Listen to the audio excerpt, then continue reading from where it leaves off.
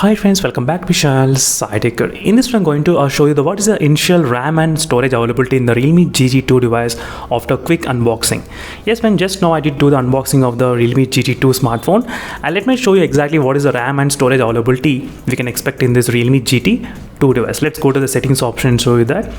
So is a quick information about the what type of RAM and everything I'm trying to use. So this is the 128GB which I did order, and this is a 8GB RAM variant which I have ordered as well, as you can clearly see friends.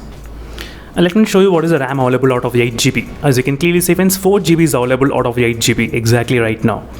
And let's go to the settings option and let me to clear everything from the process manager, and let's find out what's going on.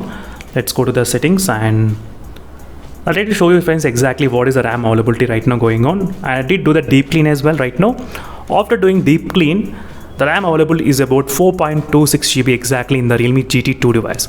Out of 8GB, 4.26GB is available exactly right now.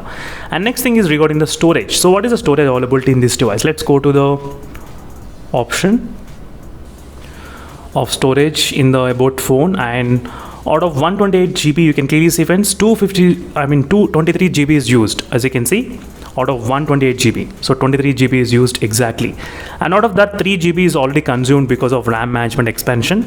So that's something to be noted. Let me restart the device and let's see what's gonna be RAM and storage availability after restarting the phone. So I'm trying to restart the device, so let me restart and check.